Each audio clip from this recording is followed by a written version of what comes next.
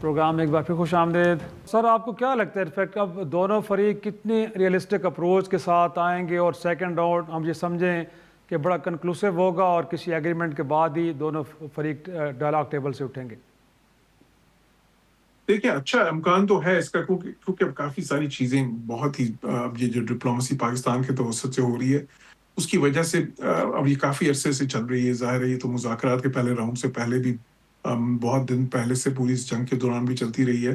اس سے پہلے بھی مذاکرات کے کتنے راؤنڈز ہو چکے ہیں نیوکلیر کے اوپر ہی, باقی مسائل بھی اس میں ظاہر ڈسکس ہوئے تھے. تو یہ نہیں کہ جو ہے اس پہ وقت صرف درکار نہیں ہے, جو درکار ہے وہ دونوں سائڈ سے تھوڑی سی لچک مزید درکار ہے. تو اس کے لیے کیونکہ اگر دونوں نے اس جنگ سے جانا ہے آف ریمپ جو ایک ایگزٹ لینی ہے اس جنگ سے, تو پھر لچک تو دکھانی ہوگی. اب اس میں مسئلہ کیا ہے؟ مسئلہ یہ ہے دونوں سائڈز پہ جو ہارڈ لائنرز ہیں. اب جس طرح ایران کے اندر اب وہ یہ بڑی انٹرسٹنگ بات ہے کہ ابھی ریسنٹلی جب یہ جو ابنائے ہرمز والا معاملہ ہوا تو اس پہ صاف نظر آیا کہ ایران میں کیسے وہ عباس عراقچی جو ہے اس کے کچھ بیانات کو جو ہے نا ان کے جو وزیر خارجہ ہیں ان کے کچھ بیانات کو وہاں پہ وہ بڑے متنازع ہو گئے ایران کے اندر. ان پہ خاصی تنقید اوپنلی ہوئی لٹرلی جو ہے نا ان کے چینلز وغیرہ پہ. اور ایک موقع پہ تو کوئی اس قسم کی بھی جو ہے نا کوئی پکڑی گئی جو کنورسیشن جو ہے نا جس پہ جو لوکل کمانڈر تھے کہیں IRGC کے, انہوں نے کہا جی ہم اس پہ وہ نہیں اس بات نہیں سنیں گے جو ٹویٹس میں جو اشارہ فارم منسٹر کی طرف تھا, ہم وہ سنیں گے جو ہماری کمانڈ سے آ رہی ہے. تو اس قسم کی سچویشن بھی ظاہر ہے ادھر ہے. جس طرح اب وہ ہارڈ لائنرز کون ہے سب سے زیادہ اب جو اہم ترین پوزیشنز پہ ہیں اس وقت؟ ایک تو ظاہر ہے محسن رضائی ہیں جو نیشنل سیکورٹی ایڈوائزر جو نئے بنے ہیں. پھر اس کے بعد جو ہے یہ باقر جو اس وقت سیکورٹی کاؤنسل کے ان کے سیکرٹری نئے بنے, بڑی اہم پوزیشن ہے. علی لاریجانی کی جگہ وہ باقر ذوالقدر کی جو پوزیشن ہے وہ بہت اہم ہے. پھر جو وحیدی ہیں جو IRGC کے نئے سربراہ ہیں, یہ پہلے جو ہے ان کے جو ہے نا القدس کے سربراہ ہوتے تھے. یہ بھی ظاہر ہے بہت ہی ہارڈ لائنر سمجھے جاتے ہیں پہلے کی جو اس سے پہلے کی جو ان کے پریڈیسیسر تھے ان کو مقابلے میں.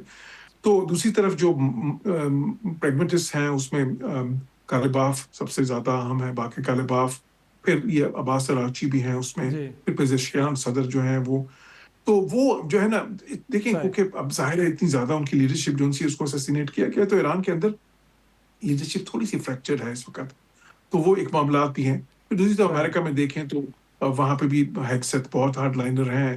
پھر یہ وٹکوف اور جو ساتھ ہی ساتھ جیرڈ کشنر ہیں وہ تو اسرائیل کے پوائنٹ آف ویو سے بات کرتے ہیں. JD وینس جو ہیں وہ زیادہ پریگمیٹسٹ ہیں, بلکہ وہ تو اینٹی وار بھی تھے.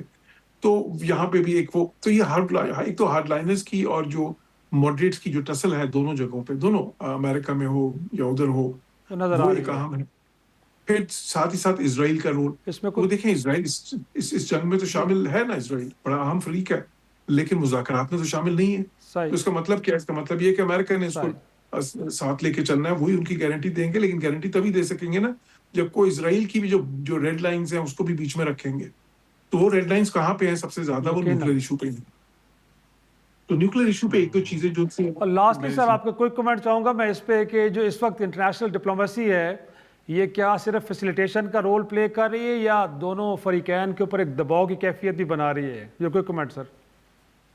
دیکھیں انٹرنیشنل ڈپلومیسی سے دباؤ تو نہیں آ رہا, ظاہر ہے وہ تو فیسیلیٹیشن کا رول, اور سب سے اہم اس میں پاکستان کا ہی ہے نا, فیسیلیٹیٹر کے طور پہ کہہ لیں یا کچھ اس کو میڈیٹر, خود بھی ٹرمپ نے میڈیٹر کا لفظ بھی یوز کیا, بہت ہی اہم ہے, اس میں کوئی شک نہیں.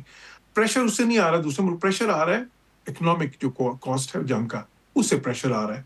امریکہ پہ خصوصاً جتنی تیل کی قیمتیں اوپر جاتی ہیں, یہ پریزیڈنٹ ٹرمپ کو بہت سارے بیانات ایسے بھی دینے پڑتے ہیں جس سے تیل کی قیمتیں جو سی ہیں نا, اگر آپ دیکھیں نا ان کے ویک ڈیز کے دوران ان کے بیانات اور ہوتے ہیں, ویکینڈز پہ ان کے بڑے سخت ہو جاتے ہیں ایک دم, کیونکہ اس وقت مارکیٹس بند ہوتی ہیں. تو یہ جو اکنامک جو ایک اس وقت ایک جو ملٹری جو سائڈ کی جنگ ہے اس کے ساتھ ساتھ ایک اکنامک جنگ بھی چل رہی ہے.